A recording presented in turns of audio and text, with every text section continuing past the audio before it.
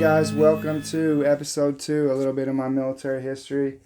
I'll make this brief, but I just kind of want you guys to know where I'm coming from and how the injury occurred. I joined 1997 delayed entry program for the United States Army. Went to basic January 98. Fort Leonard Wood, Missouri. Moved on to AIT.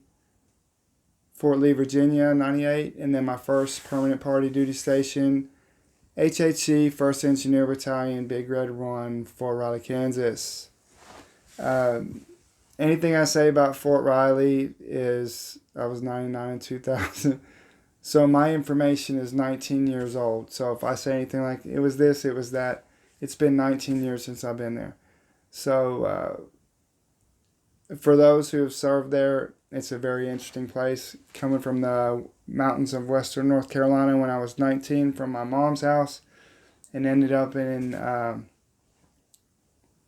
Kansas that same year. It was a trip.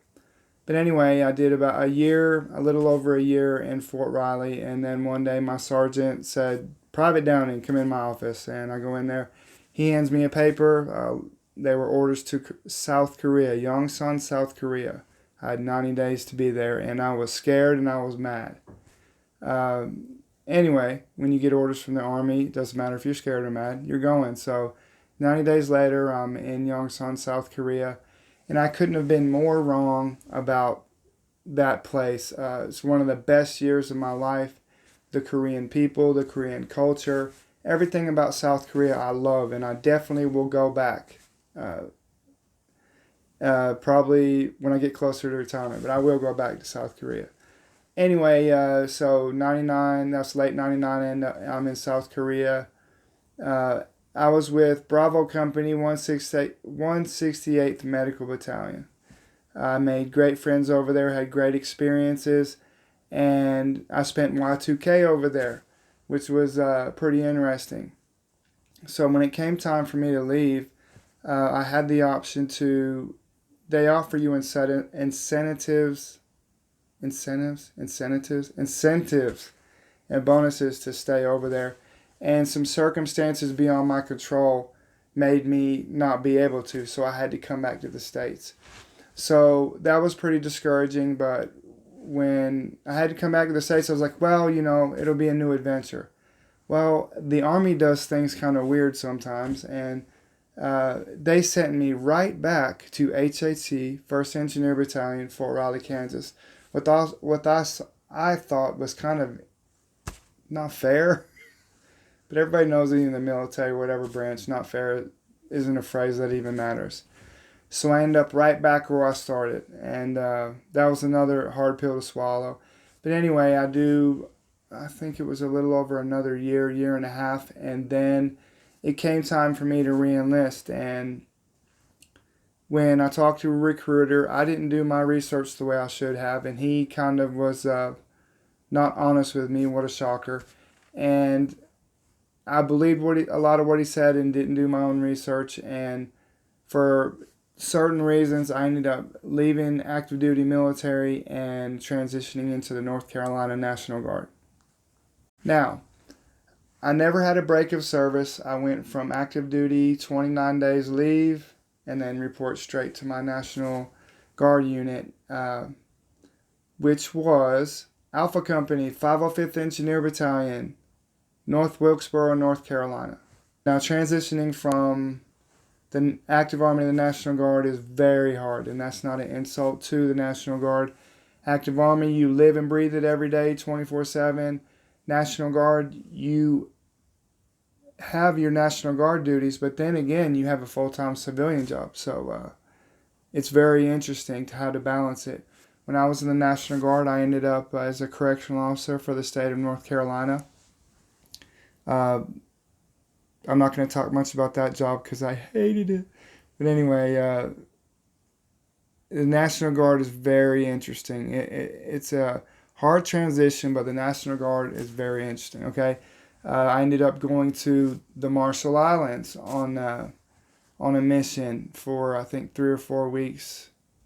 I can't remember which year that was. And then I ended up going to Fort Irwin. We ended up doing hurricane cleanup on the coast of North Carolina. I mean, just very unique experiences and great training.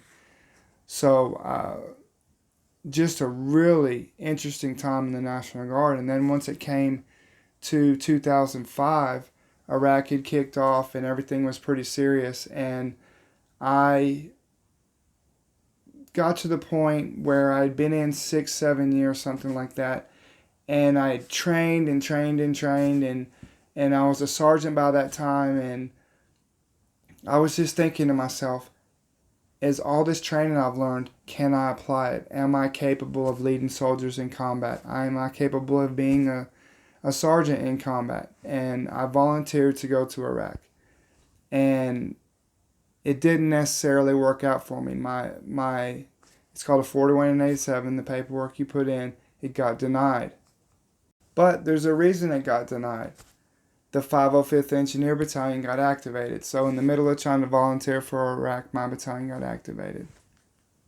So it's a very in-depth story. I'm just going to skim it. But we ended up linking up with a unit in Kings Mountain, North Carolina. I think they were Bravo Company, 505th Engineer Battalion. And then we kind of mixed together. So we're a big group of horizontal and vertical engineers and motivated to go defend our country. We end up going to Fort Dix, New Jersey for 90 days for our training to get ready for Iraq. And then we deploy to Kuwait. We train a little bit there, get acclimated to the weather, and then we go from Kuwait to boots on the ground in Iraq. I'm not going to go in depth about the Iraq deployment. That's another video. The bottom line is, I think late 2005 we started working in Iraq, and then late March 2006 is when I got injured in an IED explosion. Okay, so I got injured, and then I was in country for a little while longer. And then the decision was made for me to get medevaced. I medevaced to Germany, then Walter Reed, then I ended up at Fort Bragg, North Carolina, in medical holdover program. So for about a year, I stayed at Fort Bragg in the medical holdover program, which was very torturous because none of you want your military career to end, but you know you're hurt, so you're trying to go back and forth with the doctors and trying to find a way to stay in the military. But ultimately, in August 2007, I was medically retired from the military. And that was a very sad day because the military, I joined the military from my mom's house in Limbo Falls to, basic training. And it was all I've done, and it was my identity, and it was gone. Once retired from the military, my identity was gone. Everything that I had known truly about myself was gone, and it was a hard pill to swallow. And once I transitioned back home, everybody that I deployed with, everybody that I knew was from a separate area, so it was very hard to transition into civilian life and for anybody to know what I was going through or what was going on.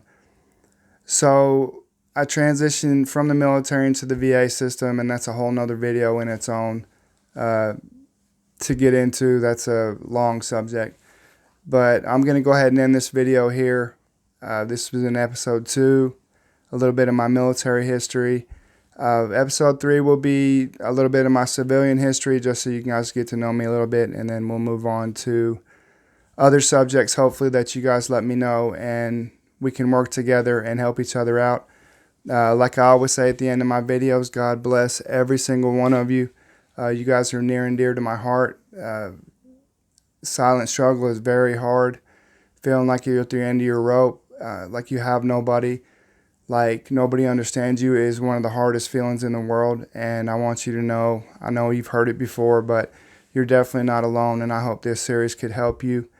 And I truly appreciate you guys tuning in, and looking forward to seeing you on episode 3.